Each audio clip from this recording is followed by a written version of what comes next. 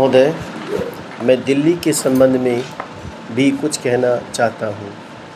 अब दिल्ली चूँकि केंद्र शासित क्षेत्र है और दिल्ली को केंद्र शासित क्षेत्र माना गया है, तो संभवतः दिल्ली वालों को यह आशा थी कि केंद्र से शासित होने से यहाँ पर उन्नति होगी और यहाँ के लोगों को कुछ सुविधा मिलेगी, संतोष प्राप्त होगा।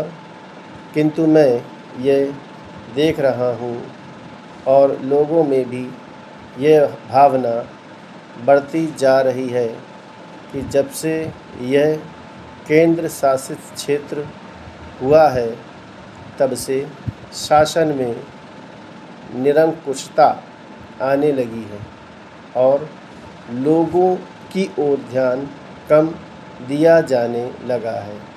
इसलिए मैं ये कहना चाहता हूँ कि दिल्ली प्रशासन के पुनर्गठन के ऊपर पुनः जोर दिया जाना चाहिए और हो सके तो उसके लिए एक समिति बैठा दी जाए और उसके लिए सोचा जाए कि दिल्ली का प्रशासन किस तरह का होना चाहिए। मैं चाहता हूँ दिल्ली के प्रशासन के संबंध में आप विचार करें। भ्रष्टाचार के संबंध में यहाँ बहुत कुछ कहा गया है, मैं पुनः उसको दोहराना नहीं चाहता, किंतु इतना अवश्य कहना चाहता हूँ कि आज देश में जनता का जो नैतिक स्तर है वह दिन प्रतिदिन गिरता जा रहा है। सरकार को यह सोचना चाहिए कि उनका वह नैतिक स्तर किस प्रकार उठाया जाए और किस तरह से लोगों की भावनाएं बदली जाएं, किस तरह से लोगों में अनुशासन रह सके, इसके लिए सोचना अत्यंत आवश्यक है।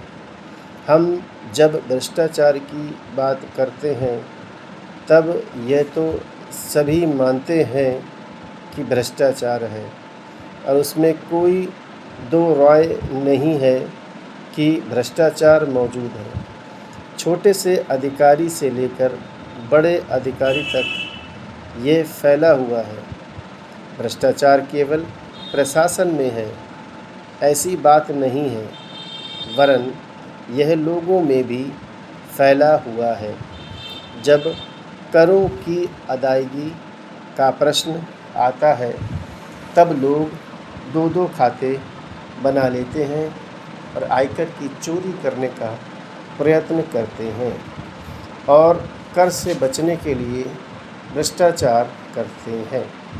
जैसे बगैर दोनों हाथ के ताली नहीं बज सकती, ठीक वही बात भ्रष्टाचार के संबंध में लागू होती है।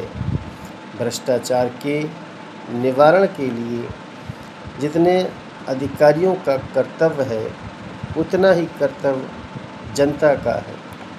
अधिकारियों को तो सतर्क रहना ही चाहिए, क्योंकि यह जो संसद है वह कानून बनाकर उनके हाथ में दे देती है। उसका कार्यान्वयन करने के लिए जनता और नौकरशाही को सहयोग से कार्य करना चाहिए।